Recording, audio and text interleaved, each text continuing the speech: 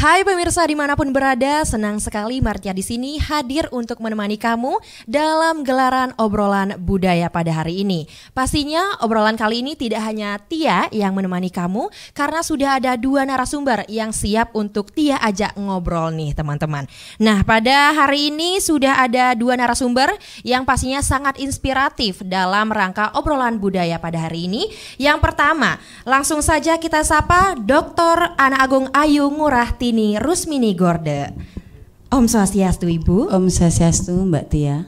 Apa kabar nih Ibu pada hari ini? Astungkar, baik dan sudah siap pastinya untuk diajak ngobrol Astungkar. ya Ibu ya. Apalagi obrolannya memang tentang perempuan dan pastinya perempuan Bali nih, yang pastinya dengan berpakaian berbusana pakaian adat Bali juga sudah siap untuk Tia ngobrol pastinya. Selanjutnya narasumber kedua kita adalah Profesor Dr. Ika Rai Setiabudi SHMS. Om Swastiastu, Prof. Om Swastiastu. Profesor, apa kabar nih hari ini? Becek-becek, astungkara, sehat-sehat. Baik, meskipun obrolan kita tentang perempuan pastinya harus ada perspektif laki-laki juga ya Prof ya. Iya, karena pastinya biar seimbang, biar tidak ada yang lebih mendominasi atau tidak. Pastinya kita di sini ngobrol tentang bagaimana sih emansipasi perempuan pada budaya Bali.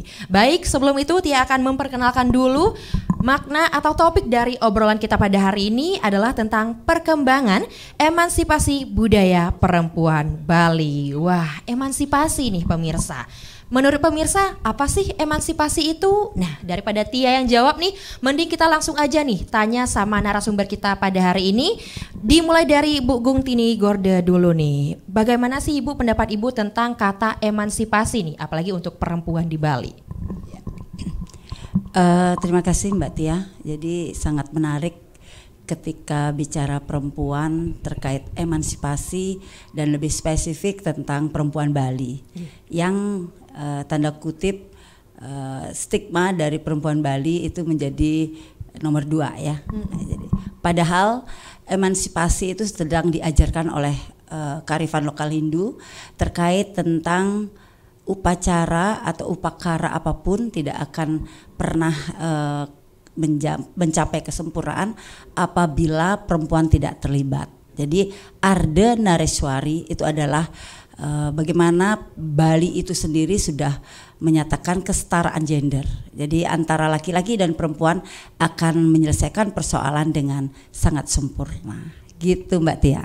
Baik, sudah disampaikan ya pemirsa bahwa sudah diupayakan untuk setara ya Ibu ya, tidak ada yang mendominasi, tapi memang kita melihat banyak sekali pada realitanya permasalahan-permasalahan yang akan kita bahas pada hari ini. Nah, kita beranjak dulu pemirsa kepada Profesor Rai nih. Bagaimana pendapat Profesor tentang bagaimana tentang perempuan di Bali nih dari emansipasinya? Ya, baik, secara umum emansipasi itu kan artinya kesetaraan. Jadi antara laki-laki dan perempuan, baik dalam bidang politik dan lain sebagainya, budaya terutama sesuai dengan topik kita saat ini ya. Tapi kenyataannya rasanya kesetaraan itu masih ada ketimpangan gitu. Oleh karena itu wanita selalu berjuang bagaimana untuk bisa selalu setara. Nah, walaupun demikian keberhasilan dari perjuangan wanita untuk menyetarakan dengan laki-laki itu nampaknya sudah cukup signifikan. Kita lihat misalnya dari Ibu Kartini di Semarang, kemudian ada di Jawa Barat, kemudian ada di Sumatera, itu perjuangannya luar biasa. Dan sampai saat ini secara tataran sosiologis kita sudah bisa melihat perkembangan. Walaupun demikian, yang namanya perempuan itu sejak dulu memang masih berada di bawah laki-laki gitu. Nah, namun walaupun demikian perjuangan seperti itu baik secara sosiologis maupun secara yuridis itu sudah selalu ditingkatkan, dan ini memerlukan suatu perjuangan yang luar biasa dari pihak perempuan. Katakanlah di bidang politik misalnya. Sekarang kan sudah 30%. Walaupun secara kenyataan belum mencapai full 30%, namun ke depan perlu kita pikirkan bagaimana aspek politik ini bisa terpenuhi 30% dari wanita. Misalnya berikan afirmasi pemilihan suara untuk wanita tambah 25% gitu misalnya. Atau bersaing di antara wanita perolehan suaranya, jangan bersaing dengan laki-laki. Nah, itulah kesetaraan-kesetaraan. Nah, kita bicara masalah budaya sekarang, saya rasa dari aspek budaya peran wanita itu luar biasa, luar biasa. Kalau kita di Bali ya, kita kan punya filosofi yang namanya Trihita Karana. Tadi sudah dijelaskan, kita punya 3 aspek yang harus seimbang, yaitu aspek parayangan. Tadi ini parayangan itu luar biasa, peran wanitanya luar biasa. Karena kita untuk mengkaitkan hubungan antar kita dengan yang Maha Kuasa, dengan Tuhan, itu yang kita sebut dengan parahyangan itu. Ini peran wanita ini luar biasa. Apalagi di Bali itu setiap saat itu seolah-olah ada hari suci, hari rerayanan itu.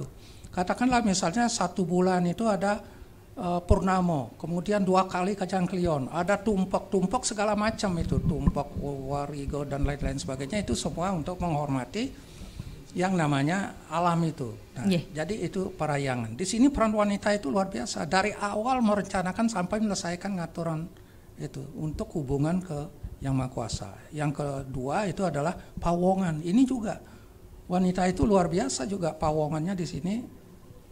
Memang peran wanita itu luar biasa. Bagaimana mereka melakukan interaksi antar, dan yang ketiga itu adalah untuk melestarikan lingkungannya. Baik. Dan sekarang yang jadi masalah itu kan masalah kebersihan lingkungan, masalah sampah itu. Baik. Saya rasa sementara itu dulu ya. Baik, berarti memang sudah komplit sekali ya disampaikan oleh Prof. Rai tadi, bahwa memang perempuan ini tidak jauh-jauh dari yang namanya budaya di Bali ya Prof ya.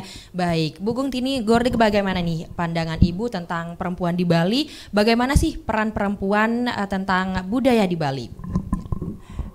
Tadi dikatakan oleh Prof terkait tentang bagaimana peran dari perempuan kalau dilihat dari konsep Trihita Karana. Jadi sebenarnya dari tadi saya katakan bahwa Ardanareswari itu sudah merepresentasikan bahwa ada kesetaraan di sana. Jadi tanpa ada laki-laki dan perempuan. Jadi saya sedikit berbeda dengan Prof ya Prof. Jadi Prof bilang peran perempuan di Bali kalau dikaitkan dengan konsep Trihita Karana berperan sampai luar biasa, bahkan mungkin perempuan itu jauh lebih jam terbangnya di domestik lebih luas ya daripada laki-laki. Namun banyak persoalan yang terjadi ketika budaya dan adat itu menjadi suatu belenggu bagi perempuan Bali untuk bisa sedikit melangkah ke ranah publik ya. Tetapi Astungkara di Bali itu sendiri sudah, kalau kita ibaratkan ada regulasinya, bahwa perempuan itu sangat dimuliakan oleh regulasi di kearifan lokal Hindu. Jadi contoh Menawa Dharma Sastra mengatakan bahwa kalau di mana perempuan itu dipuja, dibaikkan, dimuliakan, jadi para dewa itu senantiasa ada di sekitar kita. Dan bagaimana perempuan itu dimuliakan, upacara suci apapun itu akan terasa lebih ringan gitu ya. Nah, tetapi persoalan-persoalan yang banyak terjadi kekinian kan, banyak persoalan yang hanya dikambing hitamkan masalah budaya dan adat. Jadi penting bagi perempuan Bali selain memahami, melaksanakan konsep-konsep kearifan Hindu, mari kita cerdaskan diri kita melalui pendidikan. Ketika kita terdidik, jadi perempuan terdidik, satu generasi terselamatkan. Jadi itulah peran perempuan di dalam perkembangan dari emansipasi. Karena Raden Ajeng Kartini itu memperjuangkan bagaimana perempuan itu harus cerdas secara intelektual, spiritual, emosional. Dan satu hal yang akan kita bisa tambahkan, karena di Bali itu banyak sekali kegiatan sosial ya, kita harus cerdas dalam sosial. Karena kalau itu tidak bisa kita laksanakan, banyak hal yang terbentur bukan hanya diri perempuan itu sendiri, tetapi keluarga, bahkan keluarga ketika perempuan itu sudah menikah pasti disebutkan lagi bukan laki-laki ayahnya, tetapi siapa ibu yang melahirkan perempuan ini. Kok tidak dalam tataran etika. Jadi artinya beban yang harus ditanggung oleh seorang perempuan terhadap tingkah lakunya itu akan selalu melekat di mana dia lahir. Jadi itu berat tetapi begitu mulia dan sangat indah menjadi perempuan. Saya bersyukur terlahir menjadi perempuan karena perempuan itu adalah perintis. Gitu, Prof. Baik, terima kasih Bu Gung Tini Gorda atas penyampaiannya, sangat luar biasa, inspiratif sekali ya pemirsa. Karena memang perempuan dan laki-laki itu sebenarnya sama, cuman kodratnya yang berbeda. Bukan yang sama, ya, setara. Iya, setara, maaf. Setara, cuman kodratnya yang berbeda, tanggung jawabnya misalnya melahirkan, kan mungkin tidak laki-laki tidak mungkin melahirkan seperti itu Ibu ya. Bedanya cuman di kodrat ya 5M dan 1M bagi laki-laki. Aduh, apa itu Bu 5M 1M-nya? 1M-nya bisa menghambili. Dia kira memang jadi ada yang maksud lain. Di luar dari 5M itu melahirkan, menstruasi, menyusui dan sebagainya itu kita bisa saling kompromi, saling berkomunikasi untuk bisa menyelesaikan persoalan. Seperti tadi dikatakan sama Prof bahwa 1 bulan ada berapa upacara adat yang harus secara umum stigma yang melaksanakan upacara itu adalah perempuan.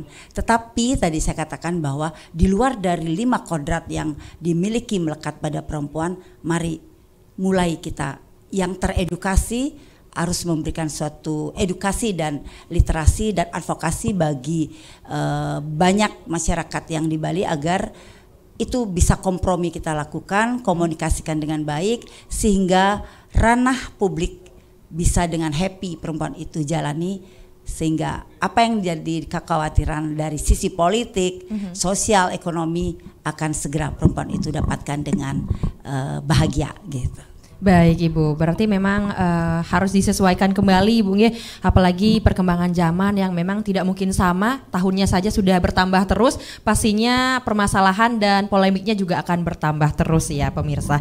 Baik, kita beralih ke Prof Rai dulu nih, bagaimana kira-kira pandangan Prof Rai nih tentang perempuan di Bali untuk tetap melestarikan budaya Bali? Ya, memang perannya sangat tinggi sekali, terutama yang sudah berkeluarga, ibu-ibu itu. Tadi sudah dikatakan aspek pendidikan terhadap anak-anaknya, karena melalui ibu inilah yang akan mampu melestarikan, mempertahankan dan mengembangkan budaya.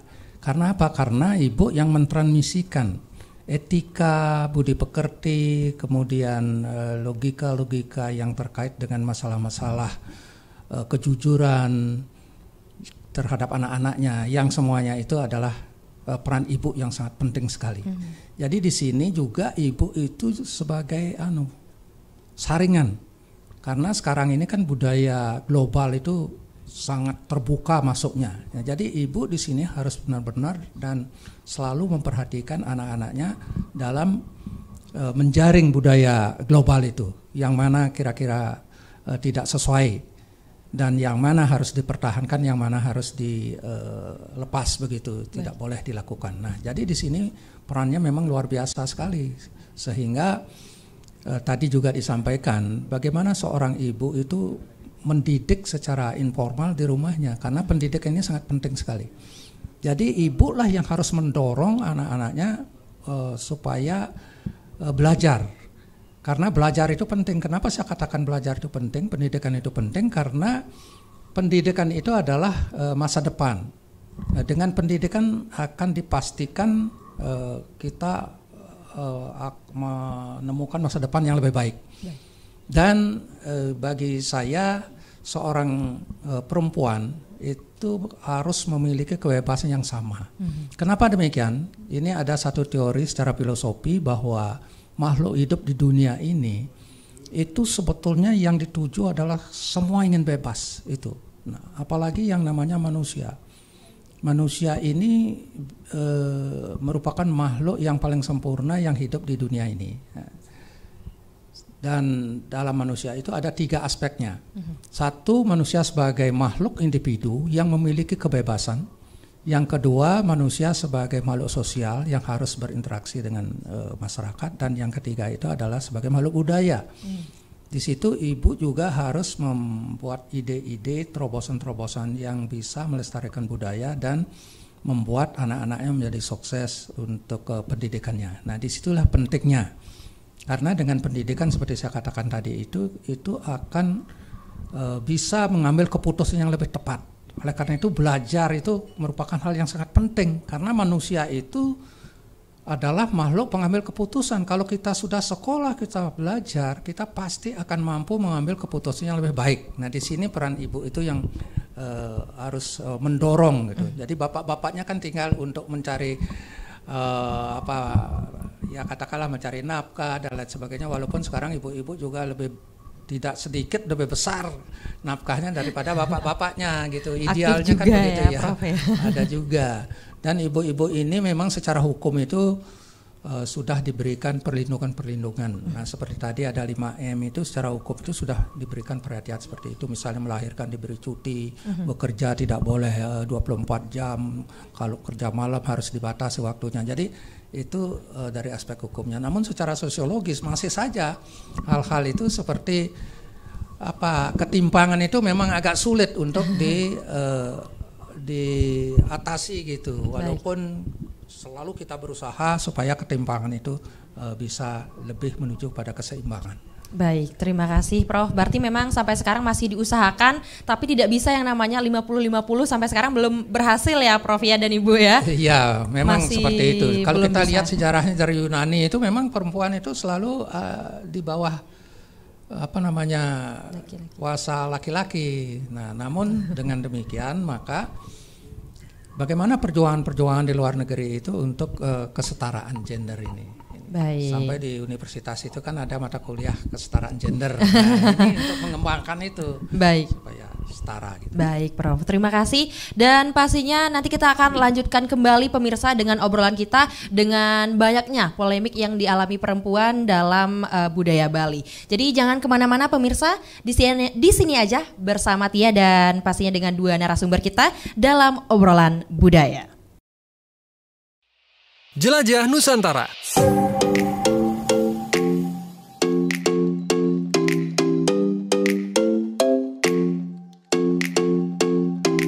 Kepulauan Derawan adalah sebuah kepulauan yang berada di Kabupaten Berau, Kalimantan Timur. Di kepulauan ini, sahabat budaya, terdapat sejumlah objek wisata bahari menawan, salah satunya Taman Bawah Laut yang diminati wisatawan mancanegara, terutama para penyelam kelas dunia. Kepulauan Derawan memiliki 3 kecamatan, yaitu Pulau Derawan, Maratuai, dan Biduk-Biduk Berau. Sedikitnya ada 4 pulau yang terkenal di kepulauan tersebut, yakni Pulau Maratua, Derawan, Sangalaki, dan Kakaban yang ditinggali satwa langka penyu hijau dan juga penyu sisik. Di Kepulauan Derawan terdapat beberapa ekosistem pesisir dan pulau kecil yang sangat penting, yaitu terumbu karang, padang lamun, dan hutan bakau. Selain itu juga, banyak spesies yang dilindungi berada di Kepulauan Derawan seperti penyu hijau, penyu sisik, paus, lumba-lumba, ketam kelapa, kima, duyung, ikan barakuda, dan beberapa spesies lainnya.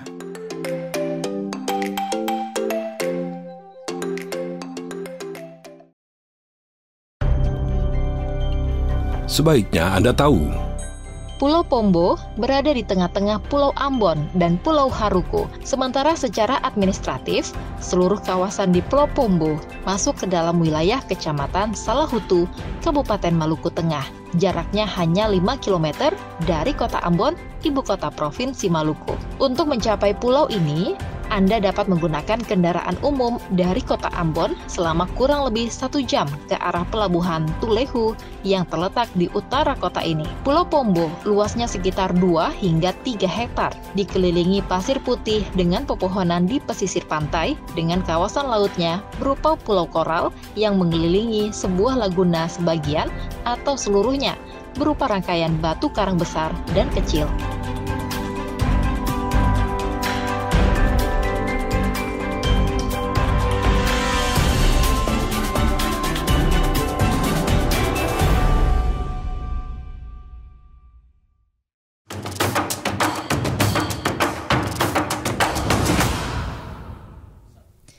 Kembali lagi bersama Maritia di sini, pastinya di obrolan budaya pada hari ini. Dan pastinya Tia tetap bersama dua narasumber yang sangat inspiratif untuk membahas emansipasi perempuan di Bali. Nah, tadi kan sudah disampaikan ya pemirsa, bahwa emansipasi itu bisa dibilang bahasanya mirip dengan sebuah kata setara. Nah, mungkin Tia akan lanjutkan dulu obrolan pada hari ini dengan Ibu Gung Tinit Gorda sebagai perempuan Bali juga yang pastinya juga sangat semangat ya Ibu ya tentang obrolan kita pada hari ini tentang emansipasi perempuan. Nah, Ibu bagaimana sih memandang kata setara untuk perempuan di Bali? Apalagi di Bali kan biasanya perempuan tuh banyak yang kalau hari raya sudah pastinya pagi-pagi membanten, belum lagi memasak, dan laki-laki biasanya langsung kerja. Nah, itu bagaimana pandangan Ibu tentang kalimat yang sudah Tia sampaikan tadi, Ibu? Oke, yang pertama mungkin kita salahkan ya. Ini Ibu Budi, Bapak Budi baca koran gitu ya. Jadi Ibu Budinya yang ke pasar. Jadi itu sebenarnya kembali lagi saya katakan bahwa itu kompromi dan ketika keluarga itu juga terdidik, saya pikir kesetaraan itu pasti diajarkan di sedini mungkin di sekolah pertama dan utama. Dan siapa yang menjadi proses pembelajaran tersebut ya orang tua ya, jadi ayah ibu. Maka dari itu kalau kita ingin bahwa perempuan Bali itu bisa setara sesuai dengan apa yang menjadi harapan regulasi yang sudah menguatkan bagi perempuan secara nasional, kan kementeriannya udah ada nih, Kementerian Pemberdayaan Perempuan. Nah, maka keluarga itu yang harus dipotong mata rantainya bahwa perempuan Bali itu sama kedudukannya, karena di luar dari domestik perempuan itu ketika menikah di keluarga laki-lakinya dia akan menjadi penerus. Jadi jangan katakan pernah bahwa perempuan itu tidak akan menjadi penerus, tetapi dia akan menjadi penerus di keluarga berikutnya gitu. Jadi jangan pernah laki-laki saja sebagai penerus. Makanya banyak orang ketika anaknya yang pertama lahir perempuan, kegembiraan itu akan berkurang. Loh kok perempuan gitu ya. Jadi kita juga tidak bisa menyalahkan karena kembali lagi pola didik dari keluarga di Bali itu berbeda. Jadi kebetulan best practice saya adalah lahir di keluarga yang egaliter, yang memang mensetarakan antara laki-laki dan perempuan. Begitu pula akhirnya saya dengan anak-anak juga saya mensetarakan, punya anak laki dan perempuan saya semua setarakan juga. Jadi kembali pada best practice di keluarga masing-masing. Itu Mbak Tia. Jadi melihat bagaimana kebiasaan di keluarga masing-masing ya Ibu ya. Jadi, apakah terbiasa melihat laki-laki dan perempuan? Itu kan budaya ya. Jadi kebiasaan yang berkali-kali yang kan menjadi hukum di Bali itu adalah sebuah budaya. Jadi budaya patriarki kalau itu selalu didengungkan menjadi suatu kekuatan bagi orang Bali, itu salah besar. Kembali lagi kepada filosofi dari Arda Nareswari, nggak ada hanya laki yang menyelesaikan persoalan, tetapi ketika laki-laki dan perempuan setara, itu yang akan menyelesaikan secara sempurna sebuah tujuan. Baik, jadi tujuannya harus disetarakan ya Ibu ya, biar tidak ada ketimpangan sosial, apalagi sampai sekarang masih banyak sekali pemirsa tentang permasalahan emansipasi perempuan. Nah, tentang dulu dan sekarang nih Prof. Rai, bagaimana kira-kira perbedaan emansipasi perempuan apalagi yang ada di Bali nih Prof? Apakah lebih baik atau lebih buruk nih Prof? Iya, baik, saya rasa perkembangannya sudah cukup signifikan ya. Kesetaraan gendernya ya semakin mendekati kesetaraan. Kalau zaman dulu itu wanita itu betul-betul dijadikan objek. Saya mengamati ya, karena saya sudah 70 tahun lebih hidup ini, jadi sudah banyak mengamati tentang bagaimana perkembangan ibu yang begitu dengan susah payah dalam bekerja, kemudian sampai mendidik anaknya, luar biasa itu, 24 jam peran ibu itu luar biasa itu. Tapi sekarang sudah semakin ada kesadaran dari pihak laki-laki untuk selalu bekerja sama. Seperti tadi disampaikan itu kerjasama di domestik, yang keluar itu sudah jadi bantennya silakan ibu-ibu, karena dengan banten yang cantik kemudian dibawa oleh ibu-ibu yang juga cantik dan lain sebagainya, itu kan suasananya menjadi lain. Padahal di domestik itu bapaknya sudah kerja berat juga sehingga mewujudkan Banten atau apa yang dibawa oleh ibu-ibu itu. Nah, inilah satu hal yang perkembangan yang terakhir itu sudah cukup signifikan antara dulu dan sekarang. Kalau dulu itu ibu-ibu itu kerjanya berat, cari apa untuk dari padi jadi beras itu prosesnya panjang. Tapi sekarang kan sudah ada teknologi dan sebagainya, kemudian masak juga pakai kayu api dulu, semua itu peran ibu penting sekali. Dan bapak itu sangat keras kepada ibu. Jadi saya kadang-kadang melihat beberapa kejadian-kejadian itu suami itu sering menyiksa istrinya, ibu-ibu itu, sebelum kita memiliki undang-undang tentang KDRT, anti kekerasan dalam rumah tangga itu. Orang tidak boleh masuk ke urusan domestik. Dilihat ibunya, istrinya disiksa, anaknya disiksa, orang tidak berani melaporkan. Tapi sekarang sudah perkembangan dalam bidang hukum itu sudah sangat baik dengan adanya KDRT itu, undang-undang anti kekerasan dalam rumah tangga. Siapapun boleh melaporkan apabila itu terjadi kekerasan dalam rumah tangganya, walaupun itu masalah domestik. Nah, inilah perlindungan dari pemerintah. Jadi negara sudah hadir walaupun urusan domestik, tapi kalau di situ ada kekerasan, di situ ada kerugian, itu silakan. Nah, inilah perkembangan yang luar biasa dari aspek hukumnya. Kemudian dari aspek politik, seperti saya katakan tadi, ini sudah beberapa tahun yang lalu itu sudah diatur 30% itu, tetapi sampai saat ini belum bisa mencapai secara maksimal 30%. Nah, saya punya usul ya, ide barangkali itu perempuan itu harus diberi afirmasi. Katakanlah pemilihan suara itu mereka yang perempuan dapat 100, yang laki-laki dapat 100. Nah, ini bagaimana mereka bersaing di masing-masing gender itu. Laki-laki bersaing di antara laki-laki, perempuan bersaing di antara mereka perempuan yang mendapat suara terbanyak untuk memenuhi kota yang 30%. Itu di bidang politik. Kemudian di bidang pertahanan dan keamanan juga perempuan itu memiliki peran yang sangat penting. Katakanlah di forum penanggulangan teroris itu, FKPT itu ada aspek perempuannya, karena peran ibu di sini untuk mengawasi anak-anaknya, kemudian apa gerakan-gerakan yang dilakukan ini juga sangat penting sekali peran ibu di dalam menjaga ketertiban dan keamanan. Ibu mengajarkan kejujuran kepada anak-anaknya untuk mencegah hal-hal yang terkait dengan masalah kriminal di kemudian hari. Jadi bagaimana anak itu diajar tentang kejujuran, diajarkan tentang etika, diajarkan tentang kerja, dan diajarkan tentang masalah-masalah yang bisa melahirkan satu kekerasan. Itu peran ibu. Dan untuk di Bali khususnya, ibu itu selalu mengajarkan hukum karma itu. Jadi kalau kamu begini nanti karmanya begini, kalau sekarang tidak dinikmati nanti dinikmati. Begitu juga ada tatwamasi.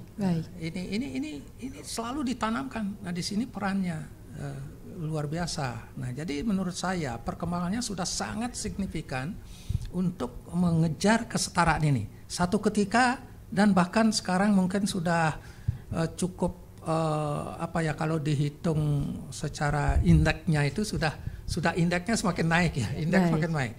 Jadi sekarang ada Kapolres wanita, ada kepala kejaksaan udah banyak sekali wanita. Kemudian gubernur sudah wanita, bupati sudah banyak wanita dan lain sebagainya. Ini masalah-masalah yang kesetaraan. Kalau dulu enggak boleh itu, wanita harus di rumah gitu. Sekarang harus dibuka. Jadi ini kebebasan yang harus dibuka kepada wanita. Memang kita akui bahwa wanita itu tidak memiliki kebebasan seperti laki-laki karena kodratnya. Itulah yang namanya tadi disebutkan itu, bahwa wanita itu memiliki perbedaan yang 5M. Jadi sudah kodratnya seperti itu. Jangan persis disamakan dengan laki-laki, ya tentu tidak mungkin hal-hal seperti itu. Saya rasa itu.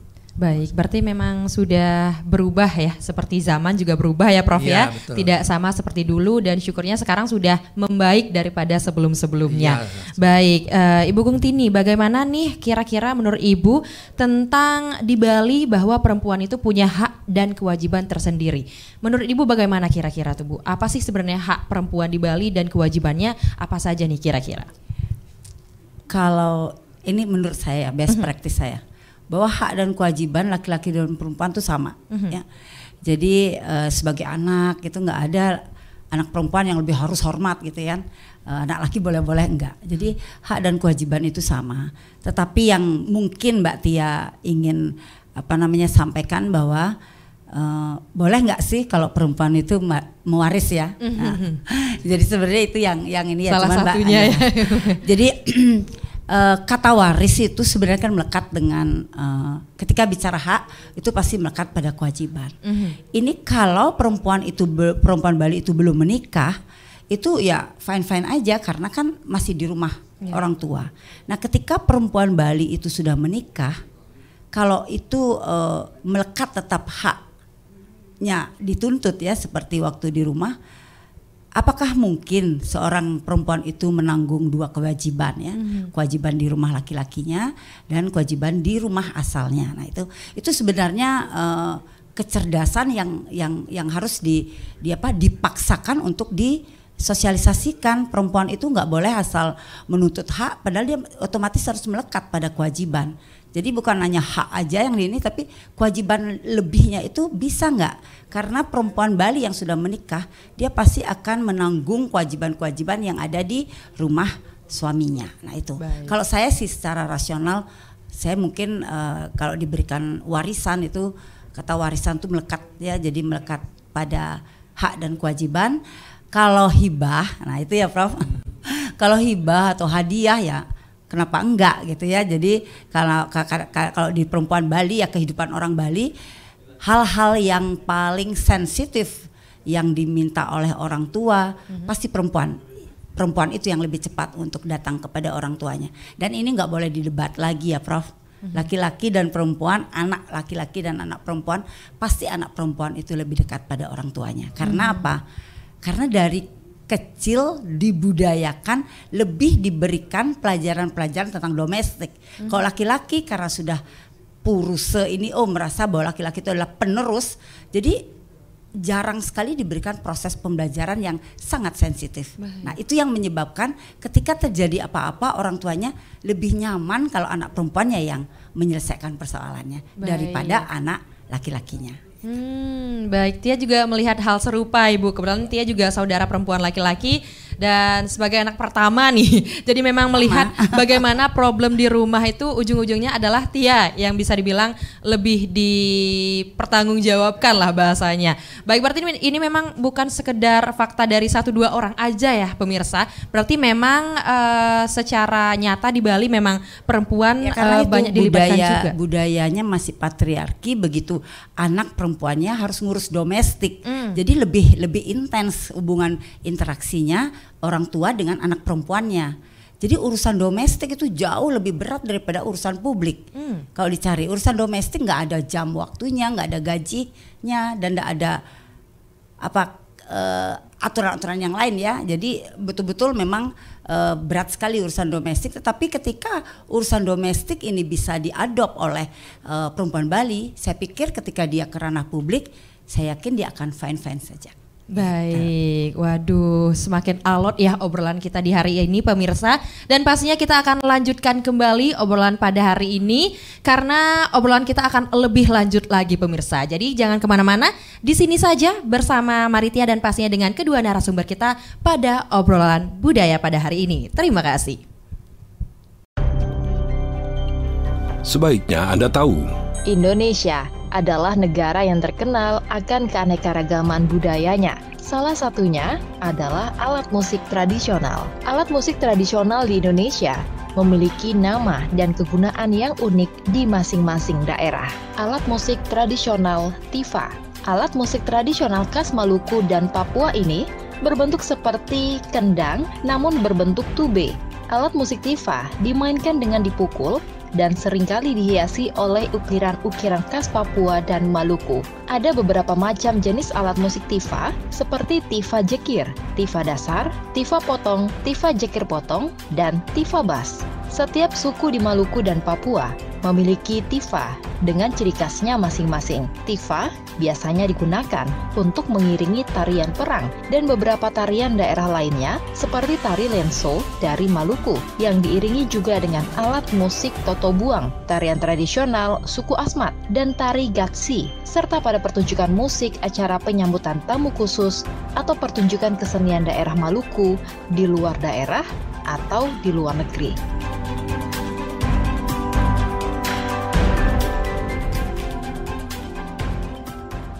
Jelajah Nusantara.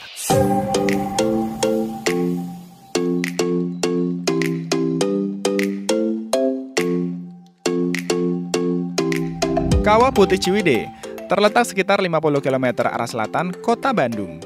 Objek wisata ini, sahabat budaya, merupakan sebuah danau vulkanis yang dihasilkan dari letusan Gunung Patuha. Tanah di kawasan wisata ini, sahabat budaya, seluruhnya berwarna putih karena tercampur dengan unsur belerang dari Gunung Patuha. Yang menarik dari tempat ini adalah danau yang bisa berubah warna sesuai dengan kadar belerang, suhu, serta iklim yang ada. Karena letaknya berada pada ketinggian 2.400 meter, cuaca di sini terbilang cukup dingin, sehingga disarankan untuk memakai jaket tebal ketika berkunjung ke tempat ini.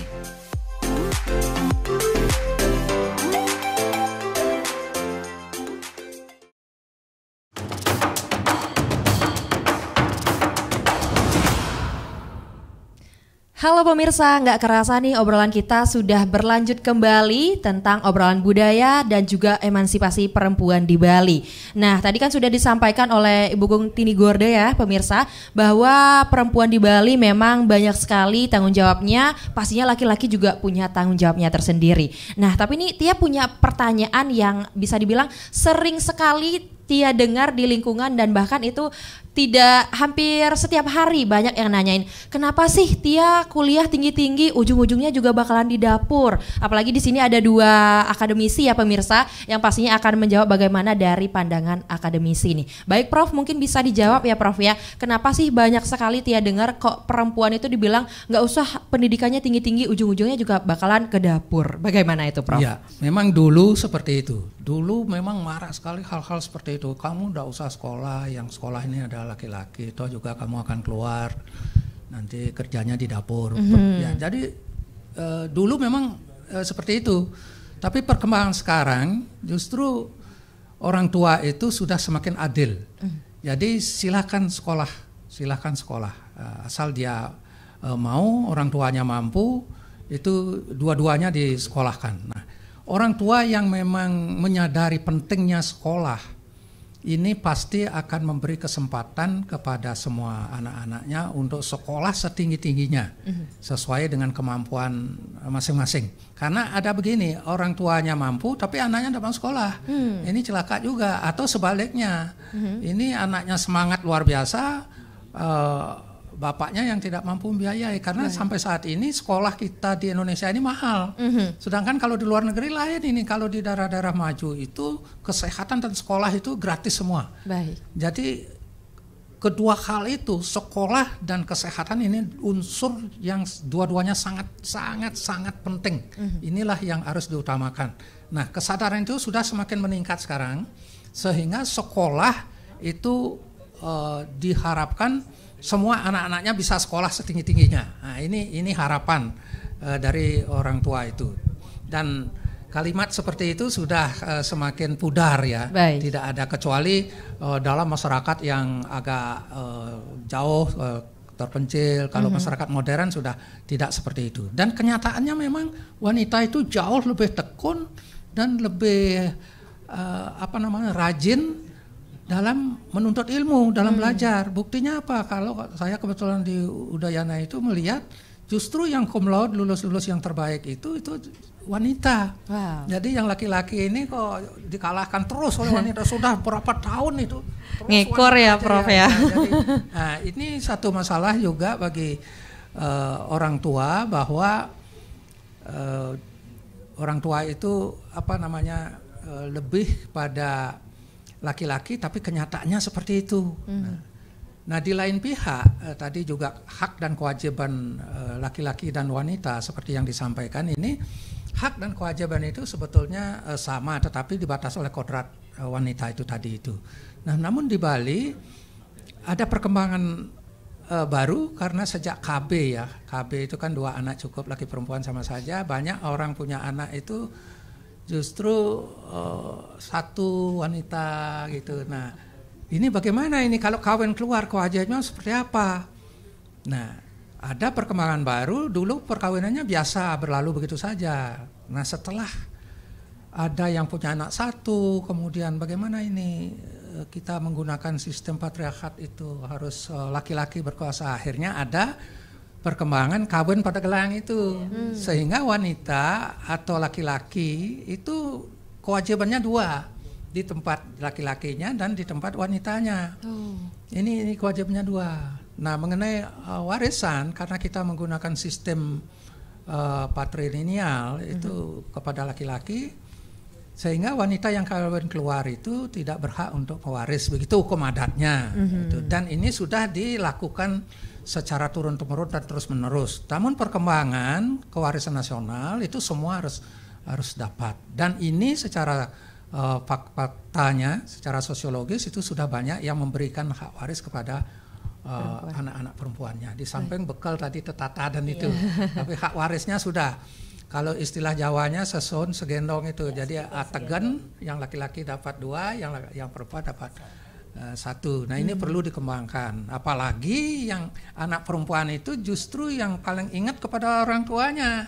Tadi disampaikan ini yang paling memperhatikan itu justru anak perempuannya. Nah dan memang seorang ibu itu luar biasa. Jadi saya sangat menghormati ibu saya, walaupun ibu saya tidak sekolah gitu. Tapi saya selalu percaya pada ibu saya. Apapun persoalan-persoalan, saya justru lebih percaya pada ibu. Jadi hal-hal penting itu saya sering sampai konflik dalam diri saya. Mohon maaf, saya kan pernah anggota DPR, jadi pengurus partai sudah dan lain sebagainya, sudah jadi di bidang politik. Lalu ada ketentuan pegawai negeri tidak boleh berpolitik. Kalau bapak saya orang politik, kamu harus bila perlu begini-begini politik jalan terus. Tapi ibu saya jangan saya percaya pada ibu, harus kembali ke dilepas PNS, ya Prof gitu. ya. Jadi betul-betul kalau saya mengikuti ibu itu saya merasakan betul-betul di sorga ada di bawah telapak kaki ibu ini. Wah, luar biasa. Luar biasa ini. Sangat nyata ya Prof ya, adanya benar. bukan sekedar kalimat aja surga di telapak kaki ibu, dan terbukti ya Prof ya, pilihannya bisa dibilang manjur ya Prof ya. Artinya ya pilihannya saya rasakan tepat apa yang disampaikan oleh ibu saya, walaupun ibu saya tidak sekolah gitu. Baik, tapi Profnya nih bisa sampai ke puncak nih. Dan kita lanjutkan obrolannya ya pemirsa, apalagi obrolan budaya nih. Nah di Bali juga ada yang namanya salah satu budaya nyentane nih Bu. Waduh, kita sebagai perempuan terus ada yang namanya nyentane nih. Bagaimana kira-kira pendapat Ibu tentang nyentane, apalagi di Bali bisa dibilang dibalik nih kalau nyentane perempuannya yang bertanggung jawab nggih Prof nggih. Ada banyak sekali tanggung jawab, dan bagaimana pandangan Ibu? Ya. Itu pilihan ya, dan itu menjadi juga salah satu budaya dari sebuah daerah ya. Jadi tidak semua solusi dari tidak memiliki anak laki-laki itu perempuan dibebankan pada menyentane gitu ya. Jadi itu sebuah pilihan dan itu sebuah kompromi yang dilakukan oleh keluarga itu sendiri. Jadi kedudukan dari laki-laki dan perempuan, kalau kita kembali pada ruh yang tadi bahwa Arde Nareswari sebenarnya ya tadi konsep kawin pada gelahang itu sebenarnya membuat semua win-win solution gitu ya. Tetapi karena budaya atau adat, pikiran orang atau pendapat stigma orang Bali, ketika perempuan itu mengandung, melahirkan seorang anak, sangat jarang saya dengar, bahkan mungkin tidak, bahwa keturunan itu pasti keturunan dari laki-laki. Nah ini apakah kawin pada gelahang itu sudah berpikir itu gitu ya? Nah kalau udah berpikir itu ya saya yakin egaliter keseluruhannya akan terjadi, dan persoalan laki-laki dan perempuan di Bali tidak akan menjadi suatu polemik ya. Jadi banyak hal yang harus kita potong mata rantainya melalui apa? Kembali melalui pendidikan. Tadi disampaikan oleh Prof bahwa sekarang pendidikan itu sudah jauh melesat ya sesuai dengan perkembangan zaman. Tetapi dari sisi politik itu saya melihat bahwa 30% belum bisa dipenuhi ya, dipenuhi padahal regulasinya sudah dibuat. Nah, saya dari tahun kemarin ya sudah membuat solusi yang mungkin ini adalah solusi yang satu-satunya di Indonesia, bahwa saya memiliki kelas perempuan program S1 manajemen yang nanti luarannya adalah perempuan itu menjadi seorang pengusaha yang berwawasan lingkungan. Jadi dengan gelar S1 manajemen ekopreneur itu mungkin 5 tahun lagi, karena ini baru angkatan kedua, akan bisa kita dorong perempuan itu bisa berani dengan tegas ya untuk bisa merambah ke ranah politik, sehingga dia sudah intelek, dia sudah kemandirian ekonominya ada, sehingga dia tidak harus menunggu uang dari suami untuk bisa dia mengeksplorasi dirinya untuk di dunia politik. Baik. Nah, banyak hal yang sebenarnya hambatan dari perempuan Bali untuk bisa setara di politik ya, tapi saya sebagai seorang akademisi juga apa yang harus saya lakukan untuk tidak berteriak untuk harus membuat regulasi, tapi ini jalan keluar yang bagi saya cerdas untuk bisa mengajak perempuan-perempuan lain, mari kita cerdaskan diri kita, kuatkan ekonomi kita. Saya yakin perempuan dan laki-laki di Bali akan menjadi setara yang harmonis. Gitu. Baik, apalagi di Bali sudah banyak sekali jargon-jargon yang memang menggencarkan bahwa perempuan dan laki-laki harus setara, Ibu ya.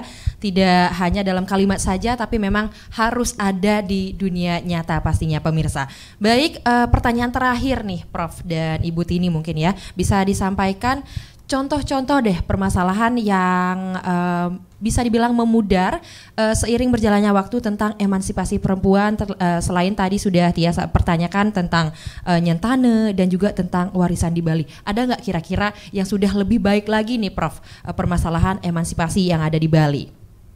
Ya, tadi sudah disinggung bahwa tadinya ada perkawinan itu hanya satu perkawinan biasa, tapi dengan perkembangan ada perkawinan pada gelang, sehingga wanita maupun laki-laki itu memiliki kewajiban dua.